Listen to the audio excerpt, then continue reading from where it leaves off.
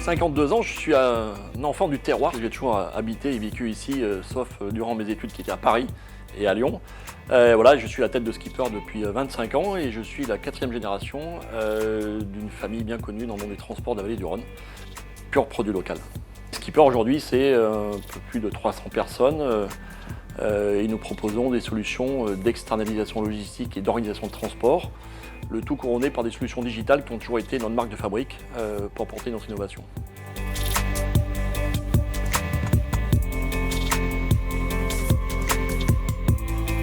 Alors ici, vous êtes dans un endroit magique qui s'appelle le campus, un endroit qu'on a créé, imaginé, pensé, construit la même année, en 2016. Et le pitch de départ était de construire un endroit qui puisse favoriser la croissance, l'innovation. On est bien chez Skipper et surtout de positionner ici l'endroit où serait créé le Skipper des 20 prochaines années. La genèse de ce campus, c'est qu'il nous fallait, la croissance aidant, qu'on trouve un lieu pour mettre nos fonctions transverses, du verre et du béton, un parc paysager pour qu'on puisse bosser dehors et pas d'étage hiérarchique pour pas que je sois au 3e étage avec mon assistante. Ici, c'est assez simple, la croissance, elle est humaine ou elle n'est pas. Voilà. Donc ça, c'est notre credo depuis très longtemps. On a besoin de croissance parce qu'on a de l'ambition, on a un marché qui est en ébullition toujours, on a un concept qui est pertinent. On a besoin aussi d'envoyer des messages positifs à notre écosystème, nos partenaires. On a besoin de proposer des carrières à nos équipes, on a besoin de faire grandir nos équipes. Par contre, il y a un truc qui n'est pas négociable, c'est qu'il faut que le matin, quand on arrive, on ait la banane. Et ça, on ne transige pas là-dessus.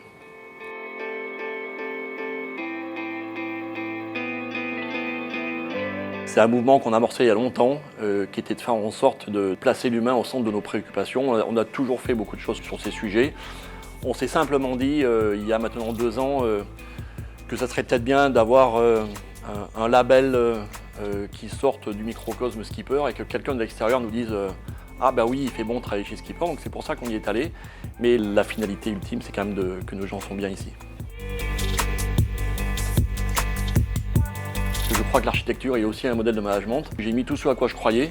Le campus est fait en variété de robots, des robots vintage comme vous l'avez à côté de moi, mais aussi des robots de téléprésence qui permettent de faire des visioconférences pour nos équipes et nos fournisseurs et nos clients.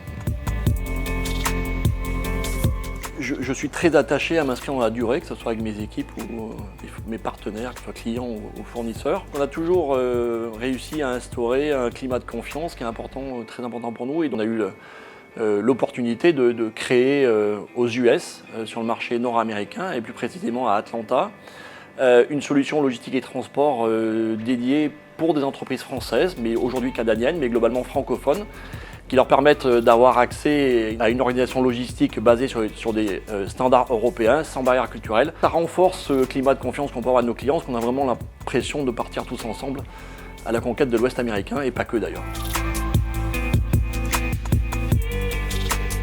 Tout ce que j'aime, voilà. Tout ce que j'aime, parce qu'il faut savoir que je suis d'une mère dromoise et d'un père ardéchois. J'habite en Drôme et je travaille en Ardèche. J'ai la moitié de mes sites en Drôme et l'autre moitié en Ardèche, pour la plupart, même si on est implanté aussi à Paris et aux USA. Donc émerveillé par Ardèche, pour moi, est important, parce que on est une entreprise qui est ancrée sur son territoire, qui est responsable. Et cette logique de marketing territorial qu'on peut voir fleurir un peu de partout en France, j'y suis effectivement très attaché.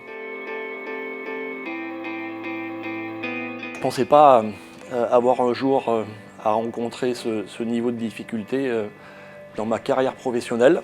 On a essayé de gérer cette crise inédite du mieux possible, en essayant de tenir le manche du mieux possible dans une mer avec des vagues un peu formées, on va dire.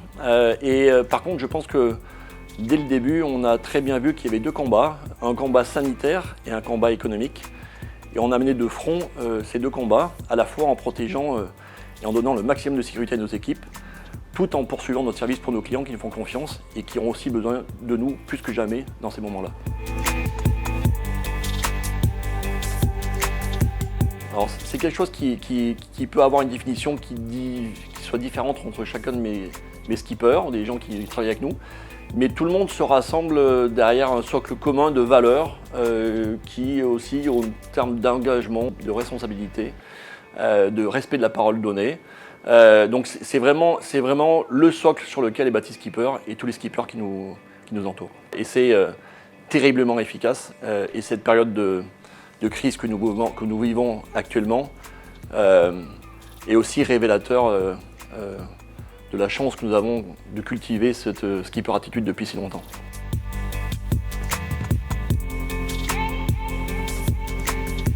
Ce qui, je pense, restera par-dessus tout et qui sera ma plus grande fierté, c'est d'avoir, en 25 ans, su et vu faire évoluer mes équipes à mes côtés de la manière dont ils l'ont fait.